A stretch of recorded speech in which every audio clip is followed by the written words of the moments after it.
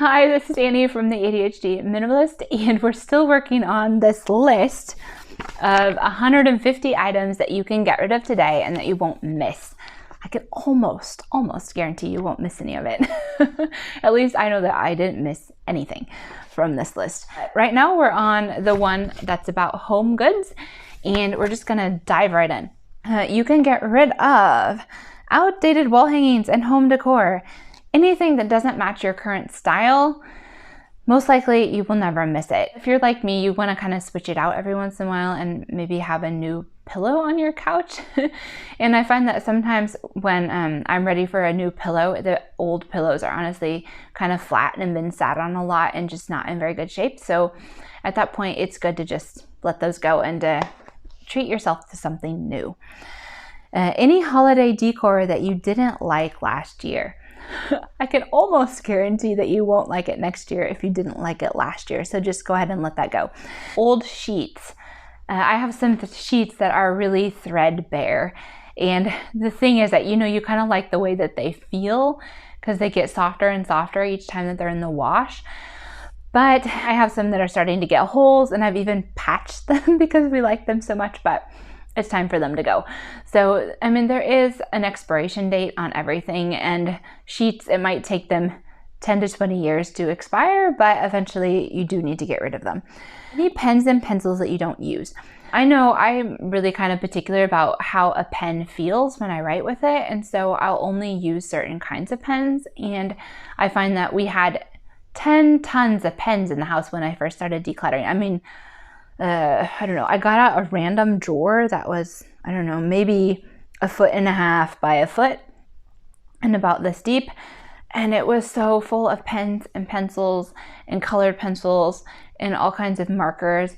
And it was like almost the whole drawer could have been filled up by the time that I went around the house and got all the other pens from different places. And so I seriously went through all of them, and I checked to see if they still had ink, and I checked to see what they felt like to write with, and I only kept the good ones. And I don't know, we threw away tons of pens and pencils.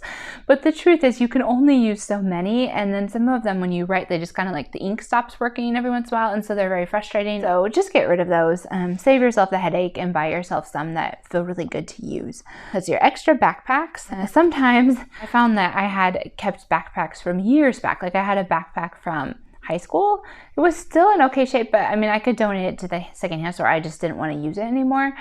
And so sometimes we have a backpack from different stages in life, and we can only use one at a time. So maybe one backpack per family member, and then if you need some specific ones sometimes you need a specific backpack for hiking or climbing or fishing or something, just earmark the ones that you like to use for that, and then I can almost guarantee you're gonna have some left over that you really don't need.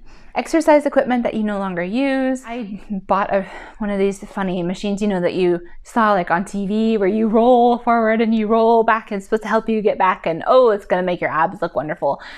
But honestly, I found that it wasn't quite as easy to use as the advertisement suggested, and I would rather just do my variations of sit-ups and push-ups and all those sort of normal things that you do instead. So eventually that went back to the secondhand store. I bought it used, and I just took it back to where it came from. But you don't have to hold on to things forever just because you bought them. If you don't like to use the exercise equipment, then either buy one of these books where you don't need any exercise equipment that have workouts, or buy some exercise equipment that you actually will use. Hobby equipment that you no longer use. This could be golf equipment or snowboards or skis or whatever it is that you used to do but you no longer do. So your extra cleaning supplies that you don't like to use. When I was pregnant, I had this cleaning supply that we had that made me feel sick every time I smelled it. So if you're pregnant, be careful that you're using cleaners that are good for you, but then also sometimes you just don't like the way things smell, or you don't like the way they clean, and just get those out of your house. Candles that are 3/4 burned.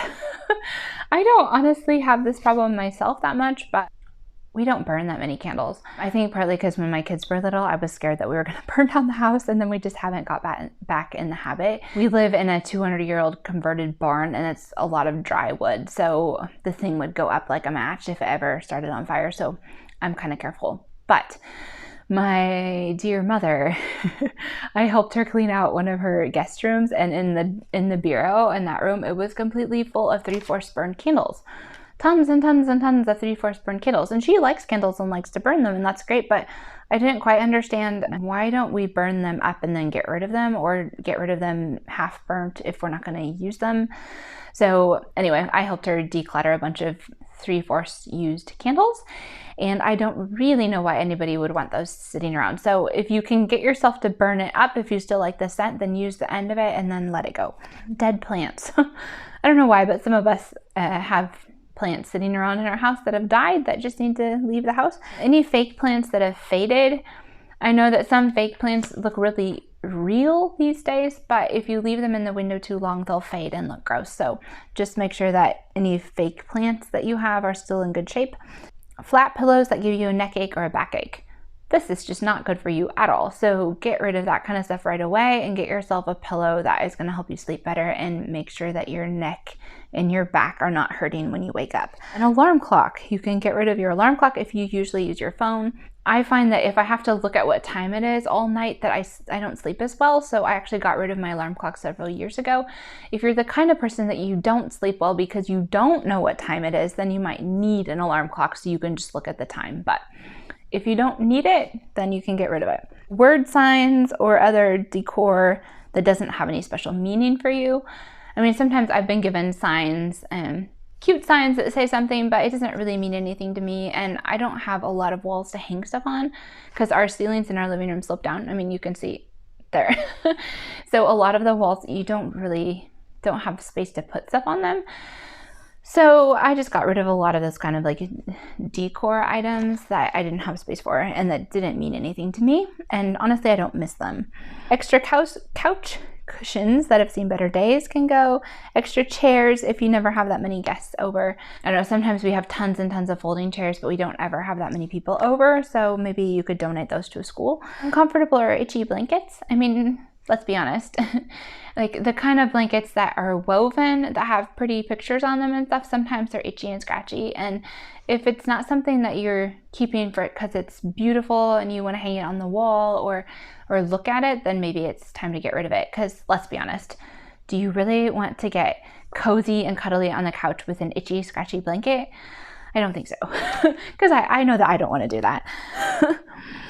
Let's see here. Candles that smell gross. My husband can be allergic to certain kinds of scents. So if you're allergic to scents, then get rid of anything that makes you sick. But even if you think it smells gross, then don't burn that in your house. Just get rid of it. Old air fresheners. Sometimes we just forget to change the cartridge in those air fresheners. So anything like that around the whole house that you just gets used up and you need to just switch it out and throw stuff away, then sometimes it's good to just take a walk around the house and just take care of all that stuff at once. Any old prom dresses or formal dresses or old suits that you've worn, things that you bought for a specific occasion. So I know I have a prom dress sitting out in the storage room that my daughter wanted to play with, so that's why I kept it. But I just got rid of some other formal wear that I wore to my brother's wedding and stuff that I just kind of had to realize finally that I'm never going to wear this again. And if I had to go to a really formal event, I wouldn't want to wear it again. So it finally had to go. And I think most of us, if we wanted to go to a really nice new formal event, either we could go out and buy something that we really liked, or we could ask a friend if they had something, because sometimes just because you haven't worn it before makes it more fun. So it's a way to have a cheap dress. And sometimes if you're still going to prom, like if you're a young person, like one suggestion is, if you have friends that go to other schools that are about the same size, is that sometimes you'll go to proms both your junior and senior year, or maybe more times if you're invited by somebody else, and you can just switch dresses. If it's somebody that goes to another school, they're the same size as you, and you don't have a big budget, then go shopping together, buy something that you each like, and then wear it the first year and switch dresses so you have a new one for the next year.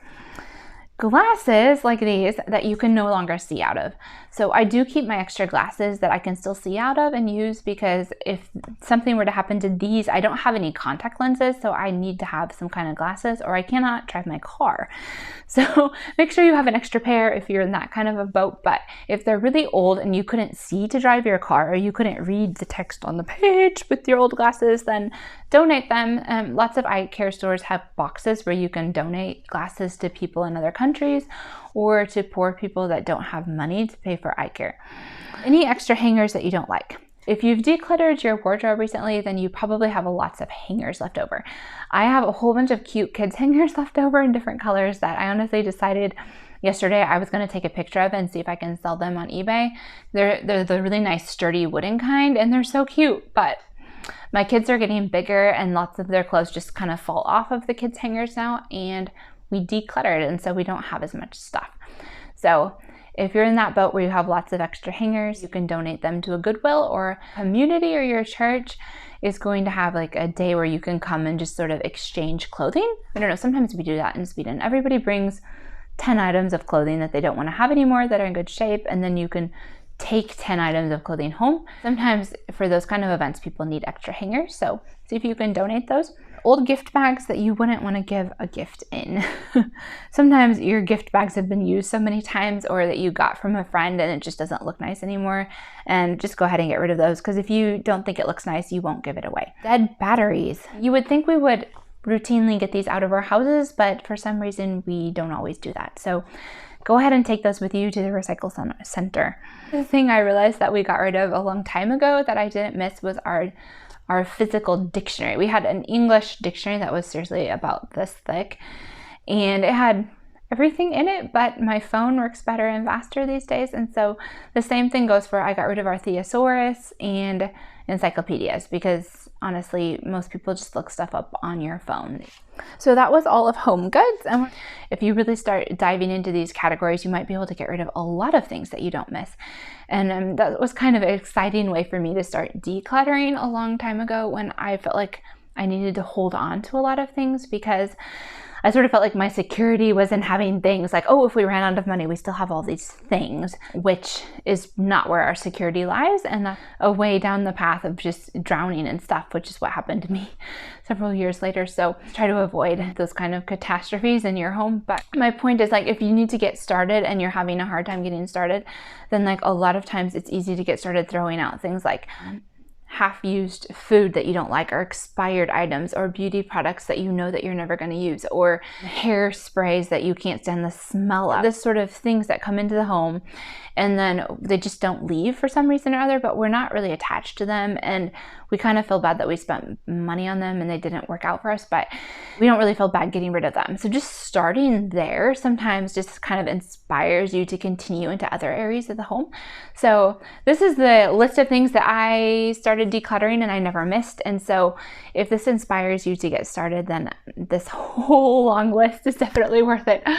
Oh, it took me over an hour to sit down and write this whole list, so it's kind of a lot of time invested into this series of videos. If you need some more inspiration for things to declutter, you can go to my channel and check out the videos where we decluttered other things like the kitchen or my wardrobe. That was actually a pretty popular video where I decluttered the wardrobe 4 different ways. I recently did a video as well about how to get started if you didn't know where to start, and that's also a mess-free way to get started. So if you don't have a lot of time and you feel like you don't have time to get everything out, like some people suggest, like Marie Kondo, for instance, she says, get out all your clothes and put it on the bed and do it all in one go. Well, some of us are just in life situations where that doesn't work. And so if that's you, then just go ahead and watch the video on my channel about how to get started when you don't know where to start and when you don't have a lot of time. And I also talk about like how to do it without making a huge mess. So good luck. If you found this helpful, go ahead and give us a thumbs up. And we like to make films about simple living. And if that's you, then go ahead and subscribe to this channel. Thanks for spending part of your day with us.